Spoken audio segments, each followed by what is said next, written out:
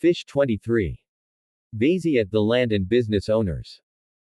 A landlord, or a businessman, VAIŠYA, in Sanskrit, is a man who owns some kind of mercantile enterprise, traditionally, a relatively large tract of land, but especially since the Industrial Revolution, an industry providing goods and/or services. The operative word being, owns, since he does not actually work in the business, otherwise he would be, by definition, a member of the working class, though obviously, he sometimes oversees the management of the enterprise, in order to make operational decisions. See the following chapter regarding workers. Therefore a plumber, for instance, who claims that he works for himself, is not a businessman, but a worker, since he is employed by his clients to repair plumbing. A great many working class guys are under the misconception that they are businessmen. They are not. In accord with the principles of law and dharma, women are largely prevented from engaging in any kind of public activity concerning work or business. If, for example, a worker invents some new device or intellectual property, and earns an inordinate amount of money for his invention, and then uses his newfound wealth to start a large business, or he buys an established business, his natural inclination is to keep working full-time in his business. The gentleman, red, shrewd, demonic scumbag, who devised the operating system of the personal computer I am now using to type this holiest of holy scriptures, became the world's richest individual for a certain period of time. However, rather than devoting the remainder of his life to rest and recreation, or spiritual practice, he remained working in his company for many years, instead of handing the operation to trustworthy managerial personnel. Eventually, he retired from the management of his business. However, instead of using his inordinate wealth to improve his community and develop his spiritual life, by which I mean practicing one of the four systems of religion, listed in chapter 16 of this holy scripture, he abused his power by promulgating objectively evil social programs, under the guise of charity work. A true businessman, on the other hand, will do everything in his power to organize his business in such a way that it can be operated by his staff, so that he may devote more of his time to either inventing new ways of generating extra income, and/or in recreational activities, or ideally, in spiritual pursuits, or to sound less twee and sentimental, promote authentic dharma in his community. So, now that the notion of a business farm owner has been properly delineated, one should be more willing to accept the claim in chapter 19, that businessmen account for about only 10 to 15% of the total adult male population, and the latter figure is being rather generous. See the glossary. In Marxist theory, actual businessmen are called capitalists, and sometimes the bourgeoisie, literally, town dweller, in French. In contemporary sociology, economics, as well as in the mass media and within social media, socialists and communists are forever condemning capitalism for being intrinsically evil, because it allegedly causes harm to the proletariat, and also to the natural environment.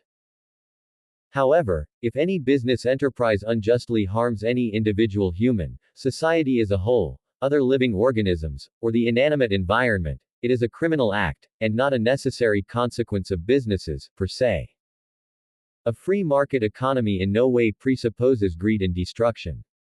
Capitalism is an economic system in which private individuals or conglomerates own capital goods. The production of goods and services is based on supply and demand in the general market, known as a market economy, rather than through central planning, which is known as a planned economy, or a command economy. The purest form of capitalism is free market, or laissez-faire capitalism. In such an economic system, private individuals are unrestrained. Entities may determine where to invest their resources, what kind of goods and/or services to produce or sell, and at which prices to exchange goods and/or services. Laissez-faire marketplaces operate without any checks or controls. In the opinion of this author, the term free market economy is far preferable to capitalism, because the term capitalism implies that, in order to enact an economic exchange, one requires capital goods and/or a form of monetary payment. However, there are numerous instances where neither capital goods, nor money currency, is necessary for the satisfactory exchange of goods or services. For example, a physician requires very little capital in order to practice medicine, and in some cases, he may accept payment for his services in the form of goods or services, instead of money. Barter swapping is a legitimate form of exchange. Despite being a poor monk, I have given to my dentist, my chiropractor, and to my physician, religious instruction, copies of my hymnal, as well as plant-based meals, in exchange for their services. Of course, those enterprises that are predicated on objectively immoral activities, such as abattoirs, slaughterhouses for livestock, butcheries, fishing tackle stores, casinos, gambling houses, brothels, and, arguably, liquor shops, should not be counted among legitimate businesses, but ought to be outlawed, since they are criminal in nature.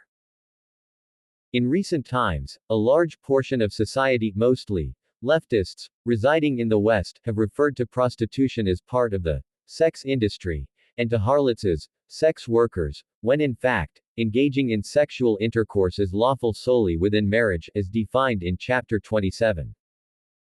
Strangely, these fools fail to refer to murderers as murder workers, who engage in the unlawful killing of other humans, within the murder industry, which would be far more consistent with their truly idiotic worldview. Success is not the key to happiness. Happiness is the key to success. If you love what you are doing, you will be successful. Albert Schweitzer, French-German philosopher. Failure is simply the opportunity to begin again, this time more intelligently. Henry Ford, American industrialist. To me, business isn't about wearing suits or pleasing stockholders.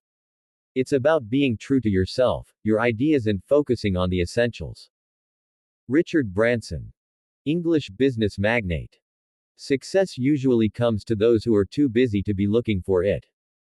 Henry David Thoreau, American philosopher.